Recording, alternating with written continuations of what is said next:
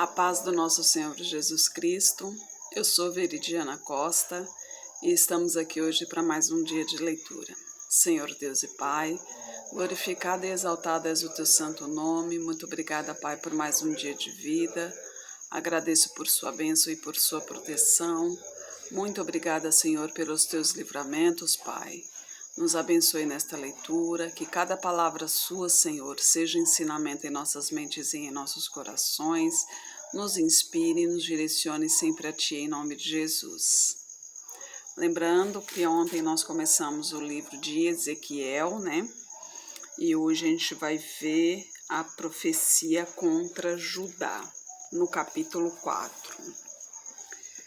Tu, pois, ó filho do homem, toma um tijolo e pô-lo-ás diante de ti, e grava nele a cidade de Jerusalém, e põe contra ele um cerco, e edifica contra ele uma fortificação. Levanta contra ele uma trincheira, e põe contra ela arraiais, e põe-lhe arietes em redor. E tu toma uma panela de ferro, e põe-na por muro de ferro entre ti e a cidade. Dirige para ela o teu rosto, e assim será cercada, e a cercarás. Isto servirá de sinal à casa de Israel. Tu também deita-te sobre o teu lado esquerdo, e põe a iniquidade da casa de Israel sobre ele, conforme o número dos dias que te deitares sobre ele, levarás as suas iniquidades. Porque eu já tenho fixado os anos da sua iniquidade, conforme o número dos dias, 390 dias, e levarás a iniquidade da casa de Israel.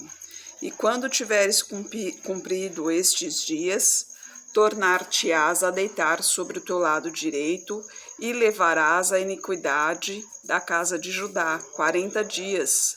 Um dia te dei para cada ano. Dirigirás, pois, o teu rosto para o cerco de Jerusalém com o teu braço descoberto, e profetizarás contra ela. E eis que porei sobre ti cordas, assim tu não te voltarás de um lado para outro, até que cumpra os dias do teu cerco.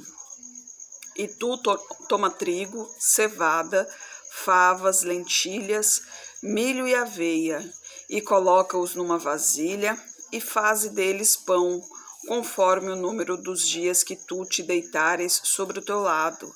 390 dias comerás disso, e a tua comida que hás de comer será do peso de 20 siclos por dia, de tempo em tempo a comerás. Também beberás a água por medida, a saber, a sexta parte de um hin, de tempo em tempo beberás. E o que comeres será como bolos de cevada, e cozê-los-ás sobre o esterco que sai do homem, diante dos olhos deles. E disse o Senhor: assim comerão os filhos de Israel o seu pão imundo entre as nações para onde os lançarei. Então disse eu: Senhor Deus, eis que a minha alma não foi contaminada, pois desde a minha mocidade até agora nunca comi daquilo que morrer de si mesmo, ou que é despedaçado por feras, nem carne abominável entrou na minha boca. E disse-me: vê, deite esterco de vacas em lugar de esterco de homem, e sobre ele prepararás o teu pão. Disse-me ainda: filho do homem, eis que eu quebrarei o sustento de pão em Jerusalém, e comerão o pão por peso e com ansiedade, e a água beberão por medida e com espanto, para que lhes falte o pão e a água, e se espante uns com os outros, e se consumam nas suas iniquidades. Aqui as profecias desde Jeremias aqui, Ezequiel também é um livro, pelo que eu estou vendo aqui, de profecias, né? Então, falando mais sobre os erros de que cometeram, né? Não tem muito o que explicar, porque é isso, né? Ou era o povo de Deus, a descendência de Davi, que Deus havia feito aliança com Davi, de que não faltaria sua descendência no trono, né? Desde que andasse no caminho do Senhor. Mas ali já há muito tempo, a descendência de Davi não andavam nos caminhos do Senhor, porque lembra que aqui que Zedequias, Deus falava que Zedequias, seus pais, né, ou seja, os seus antepassados também já não estavam mais andando no caminho do Senhor. Então o próprio povo quebrou essa aliança, né? Quando eles pararam de andar nos caminhos do Senhor. E pior ainda, além de que quebraram a aliança e começaram a blasfemar contra o Senhor, né? Começaram a blasfemar como?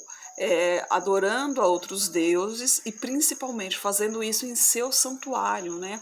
Fazendo isso na casa do Senhor, queimando seus filhos a Moloque na casa do Senhor e cada vez mais isso acontecendo, né? E Deus dando sempre muitas oportunidades para o povo se arrepender de seus maus caminhos e eles cada vez mais se prostrando a outros deuses e falando abertamente ali, né? Quando Deus enviava os seus profetas ali, eles falavam claramente que esses profetas não eram verdadeiros, que eles não iriam seguir ao Deus vivo, né?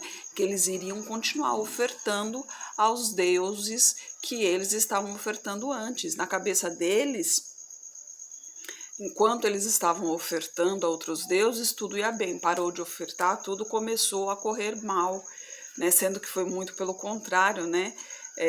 Começou a correr mal exatamente porque estavam ofertando a outros deuses, né? Eles não conseguiam entrar isso na cabeça. Era realmente um povo obstinado mesmo. Realmente a tendência do povo era para o mal. A maldade imperava ali no coração deles ali, né? Aí a raspagem de Ezequias, símbolo dos juízos de Deus, no capítulo 5. E tu, ó filho do homem, toma uma faca afiada, como navalha de barbeiro, e a farás passar pela tua cabeça e pela tua barba. Então tomarás uma balança de peso e repartirás os cabelos. Naquela época não existia, né, essa coisa de cortar o cabelo, né, de fazer barba e tal. Então, homens normalmente tinham cabelos compridos, barbas compridas. Então, quando Deus realmente queria fazer algo forte mesmo para chamar a atenção de todos mesmo, que queria que realmente todos que chamar mesmo a atenção mesmo ali, ele pedia para o seu servo ali, para o seu profeta, que raspasse a cabeça e a barba, né? Que pelasse tanto a cabeça quanto a barba. Então você via que quando fazia isso, quando ele mandava raspar a cabeça e a barba, o negócio realmente estava seríssimo, né?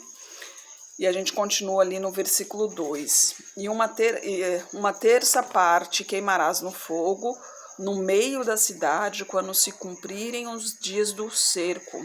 Então tomarás outra terça parte e ferilá-las com uma faca ao redor dela.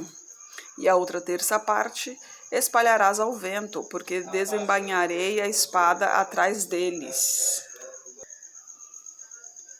Também tomarás dali um pequeno número e atá-lo-ás nas bordas do teu manto. E ainda destes tomarás alguns e os lançarás no meio do fogo, e os queimarás a fogo, e dali sairá um fogo contra toda a casa de Israel. Assim diz o Senhor Jeová: esta é Jerusalém, coloquei-a no meio das nações e das terras que estão ao redor dela. Ela, porém, mudou em impiedade os meus juízos, mais do que as nações, e os meus estatutos mais do que as terras que estão ao redor dela, porque rejeitaram os meus juízos, os meus estatutos, e não andaram neles. Portanto, assim diz o Senhor Jeová: porquanto multiplicastes mais do que as nações que estão ao redor de vós, e não andastes nos meus estatutos, nem guardastes os meus juízos, nem ainda procedestes segundo os juízos das nações que estão ao redor de vós, por isso assim diz o Senhor Jeová: eis que eu, sim, eu, estou contra ti e executarei juízos no meio de ti aos olhos das nações, e farei em ti o que nunca fiz e o que jamais farei, por causa de todas as tuas abominações.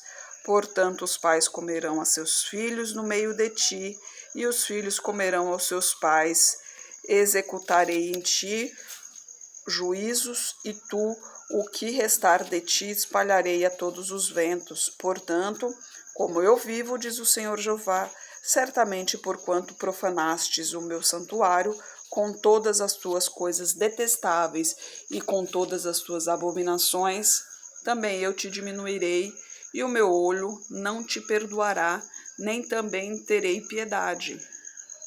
Uma terça parte de ti morrerá de peste, e se consumirá de fome no meio de ti. Outra terça parte cairá a espada em redor de ti, e a outra terça parte espalharei a todos os ventos e desembaiarei a espada atrás deles. Assim se cumprirá a minha ira e satisfarei neles o meu furor e me consolarei. Então saberão que eu, Senhor, tenho falado no meu zelo, quando eu cumprir neles o meu furor, e por-te-ei em assolação e por objeto de opróbrio entre as nações que estão em redor de ti, aos olhos de todos os que passarem, e será objeto de opróbrio e blasfêmia, instrução e espanto às nações que estão em redor de ti, quando eu executar em ti juízos com ira, com furor e com terríveis castigos. Eu, o Senhor, falei. Quando eu enviar as malignas flechas da fome contra eles, que servirão para a destruição, as quais eu mandarei para vos destruir, então aumentarei a fome sobre vós e vos quebrarei o sustento do pão, e enviarei sobre vós a fome e as feras que desfilharão. A peste e o sangue passarão por ti, e trarei a espada sobre ti. Eu, Senhor, falei. Aqui o Senhor estava cumprindo a sua palavra, né? A gente vê, porque assim, cada um conta, a Bíblia foi escrita pela inspiração do Senhor, né? Por Deus. Homens a escreveram, mas Deus foi quem a inspirou, né? E assim, naquele tempo não existia só o profeta Jeremias, existiam vários profetas que realmente eram do Senhor. Então, a gente está vendo aqui que são coisas que ainda estavam acontecendo. A gente já leu Jeremias falando sobre, sobre as profecias contra Jerusalém, contra Judá, né?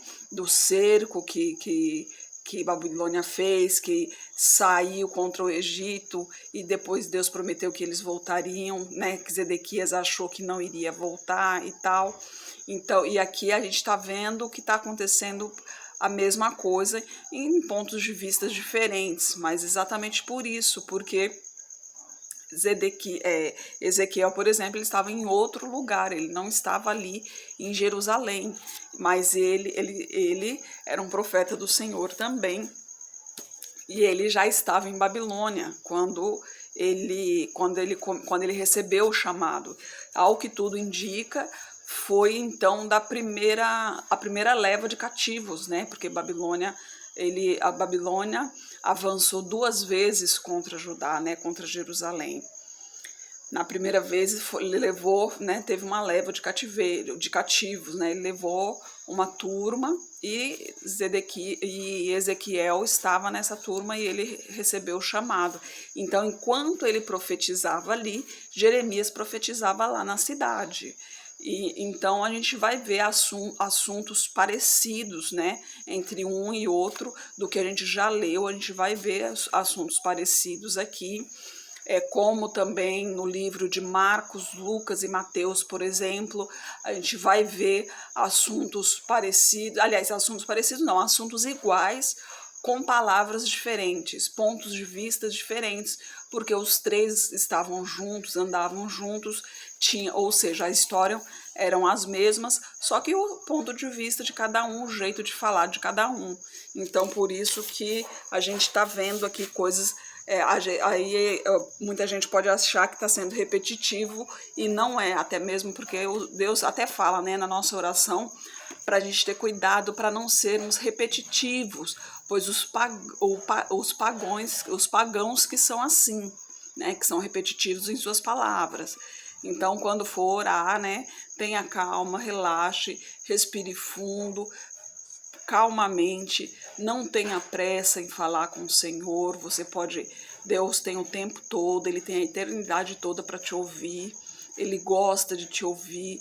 Então relaxe, respire fundo, desligue tudo e fale calmamente com o Senhor, porque Ele não quer que você seja repetitivo nas palavras. Ele fala que, vamos ver se eu me lembro na hora de, quando a gente passar por essa mensagem aqui.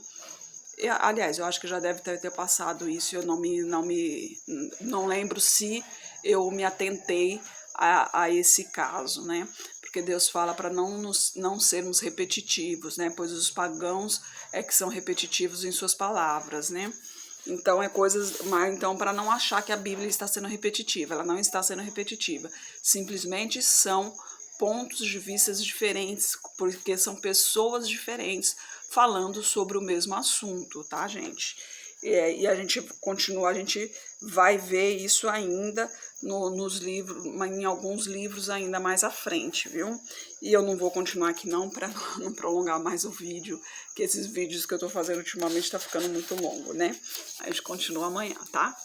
Senhor Deus e Pai, glorificado e exaltado és o teu santo nome. Muito obrigada, Pai, por tua palavra, por tua mensagem. Muito obrigada, Senhor, por estar conosco, por nos perdoar, por nos dirigir, Pai, por nos ensinar, Senhor. Continue nos abençoando, Pai, continue nos direcionando, nos guiando, Pai. Necessitamos sempre de Ti, Senhor. Não permita que nos afastemos de Ti, Pai. Tira a venda dos nossos olhos, Pai, amoleça nossos corações, Senhor, para sempre recebermos a Tua palavra de coração aberto, de mente aberta, Pai. Abre nossos olhos espirituais, Senhor, para enxergarmos o mundo de acordo como o Senhor vê, Pai, para que a gente saiba que caminho trilhar, Pai, para que a gente saiba com quem falar, o que falar, Senhor. Hoje em dia é muito lobo em pele de cordeiro, Pai. E essa situação fica difícil cada vez mais para nós. Até mesmo o anticristo virá e enganará muito, Senhor. Temos que estar preparado para a Tua palavra, Pai. Então nos prepare, Senhor. Nos ensine cada vez mais, Pai. Eu peço a Ti que esteja com essa pessoa que está orando comigo, Pai. Manifeste o Teu poder na vida dela, Pai. Arranque todo o mal que está na vida dela, Senhor. Põe para fora essa angústia, Pai. Põe para fora essa tristeza, Senhor. Em nome de Jesus, Pai, purifique-a de tudo que não lhe pertence, Pai. Tire essa angústia desse coração aflito, Pai. Derrama a sua serenidade, Pai. Derrama a tua unção nesse coração angustiado, Pai. Derrama o teu poder, Senhor, a tua glória, Pai, em nome de Jesus, Senhor. Toque na vida dela, Pai. Toque em sua saúde, toque em suas finanças, toque em sua vida profissional, Pai. Toque em sua vida emocional, Senhor, principalmente, Pai. Toque em sua família, Pai, em nome de Jesus, Senhor. Eu peço a Ti por toda a minha parentela, por toda a parentela de meu esposo. Derrama a Tua unção sobre cada um deles, Pai. Manifeste o Teu poder na vida de cada um, Senhor. Traga todos para o Seu caminho, Pai. Peço a Ti pelos nossos governantes, pelas nossas autoridades, que o Senhor esteja direcionando cada um deles de acordo à Tua vontade, Pai. Peço pelos Teus filhos, Senhor, que sejamos ensinados, Pai, que sejamos capacitados cada vez mais para proclamarmos o Teu Evangelho, Pai. É o que eu oro em nome de Jesus. Amém. Que Jesus Cristo esteja em seu coração e que Deus abençoe.